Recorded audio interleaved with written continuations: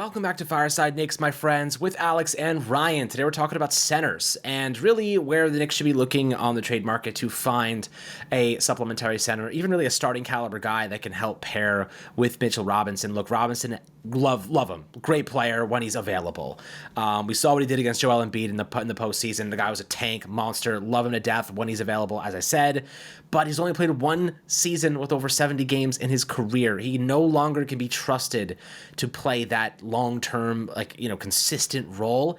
I know the Knicks have been in discussions with Precious Achiuwa, and I don't see Precious as a center. I see him more of as he's an undersized center, more of a power forward frame.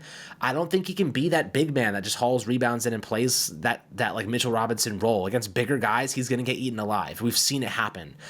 So I don't necessarily love using him as that primary center behind Mitch, but I do think there are good options. I know that the Knicks have been in contact with the Jazz about Walker Kessler.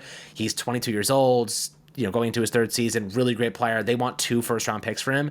We just don't have really those 2 first-round picks to give. I know that the picks we do have, I think from the Wizards and Detroit, are both protected in the lottery, so at least in between specific ranges.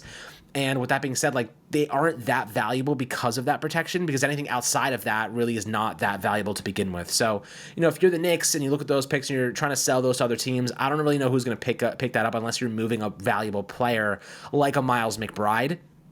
Now, they did bring in Cam Payne, I think 2 days ago now, on a $3.1 million deal for 1 year to be that backup point guard to Jalen Brunson. I do think that Tyler Kolek will develop nicely in the summer league. He had a little bit of a spotty game yesterday, missed all of his 3-point attempts, but his vision is elite. He had 7 assists in the first game. I think he had 5 or 6 or 7 yesterday again, so he was really solid.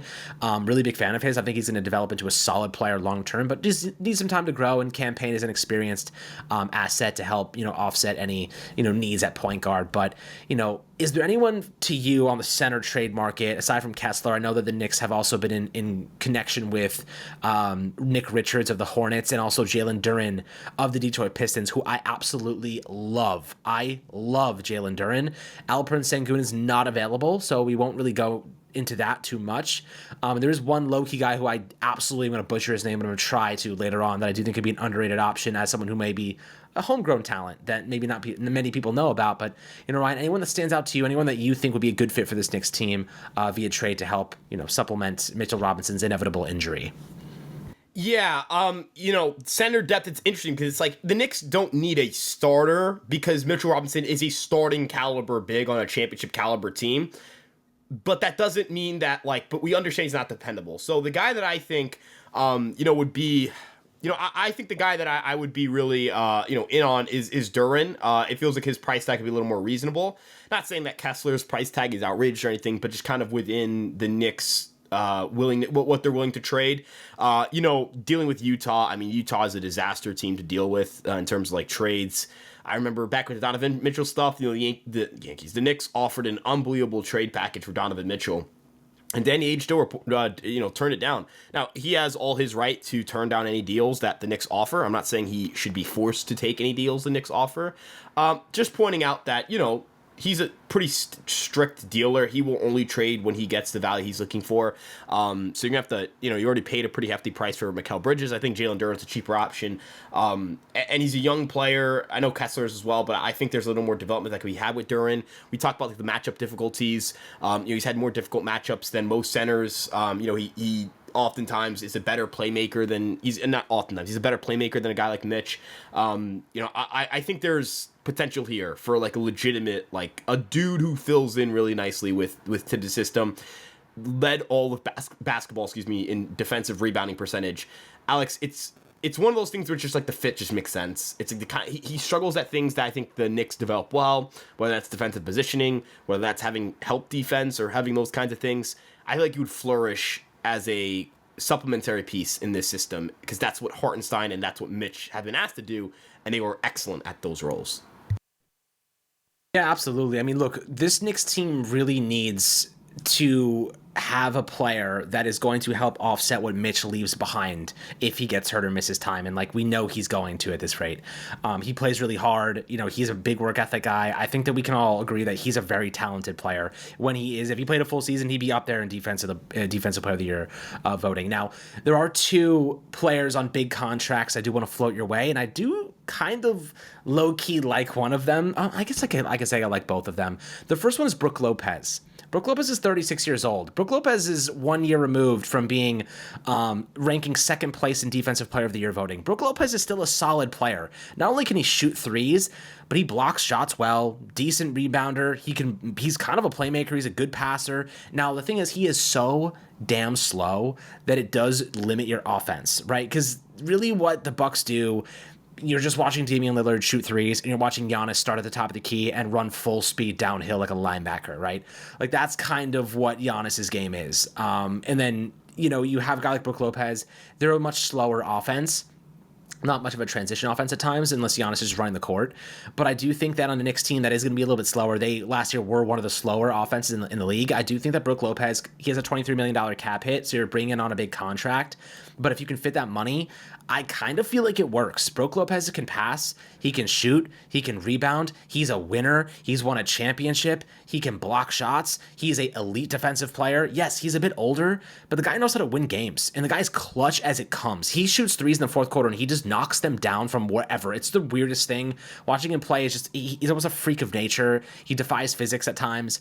But he's a good, solid veteran player. And that's the type of guy I'd say we don't want him to play every minute of every game. But if anything happens to Mitch, that guy's a starting player for you. And he's a good starting player for you. And maybe even Mitch ends up becoming a guy that comes off the bench to help replace, or not replace, but rather help just mitigate any fatigue for a guy like Lopez who is getting older. Before we dive into the secondary option here, what do you think about a guy like Brook Lopez? If we could consume that contract and the Bucks were looking to move him, and he's a veteran with a lot of experience, and he does not get phased by the big moment. MSG would not phase him at all, in my opinion. I like him a lot. I think that he would be a low-key nice fit on this team. Yeah, I mean, we're talking about a guy who's a plus shooter on great volume, not just relative to the position, but relative to the rest of the league.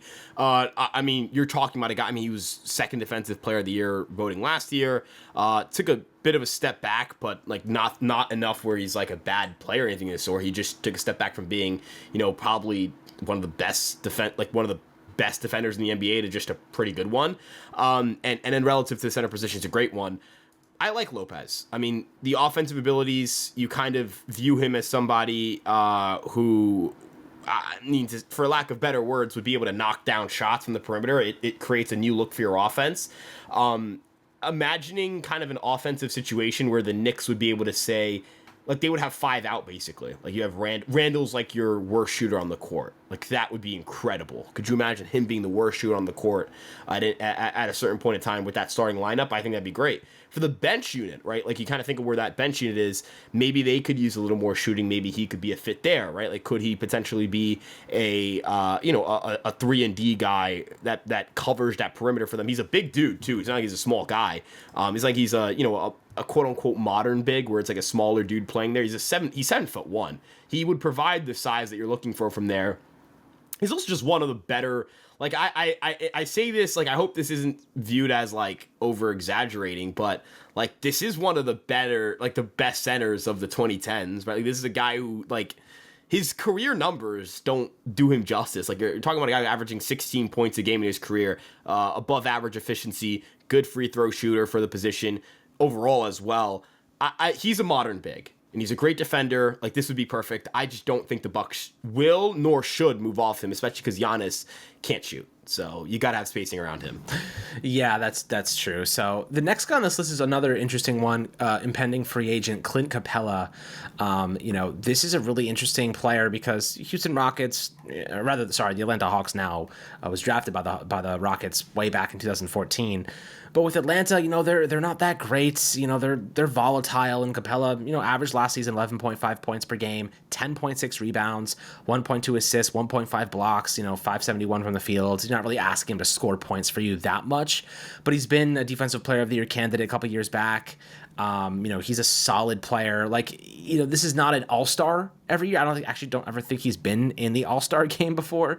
But he's a really good player to pair with Mitchell Robinson. He takes up 25.8 minutes per game this past season. He's played over 70 games twice in his last 4 years, 63 minimum over that span. So you're looking at a player who's been pretty healthy, and having him as your secondary center, even a starter, and Mitchell Robinson kind of just balancing those two guys, that is a luxury, right? Like Clint Capella may be the better option here because he's not going to cost like a leg and an arm or an arm and a leg. And, the expiring contract makes him a nice one and done. Just dump him if it isn't, if it's not that great. You don't want to keep him. He's going to be too expensive, whatever it might be. But if you take on that contract now, I don't think it's as lofty either. I'll double check that right now for you guys. But I don't see why Clint Capella couldn't be a nice player for this Knicks team, and just he kind of offers really close to what you're getting from Mitchell Robinson. Now he has a $22.2 million cap hit next year, so a little bit less than Brook Lopez.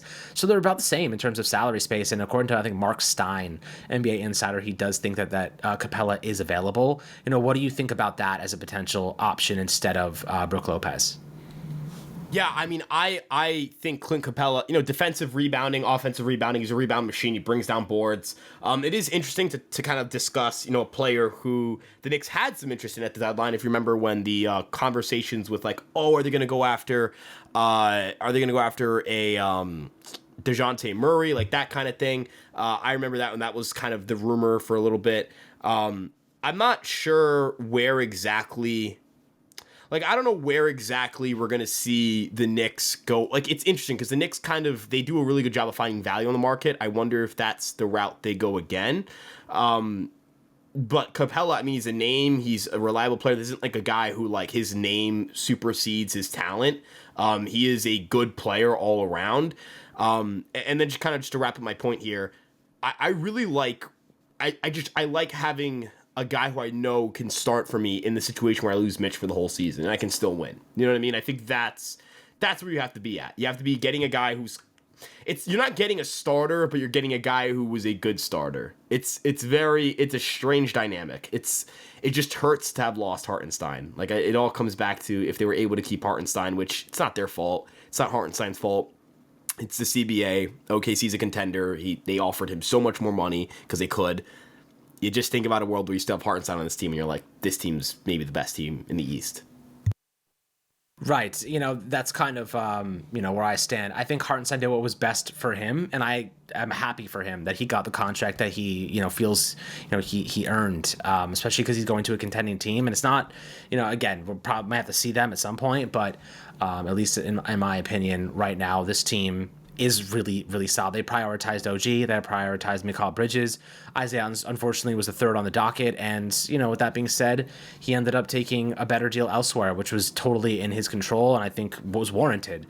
Now the Knicks have to figure out the alternative, and there's options there. But, guys, always happy to hear your thoughts below on a lot of these different players, and a lot to kind of discuss. But, hope you enjoyed this episode. Make sure to like and subscribe as always. And we'll catch you guys on the next Fireside Knicks episode.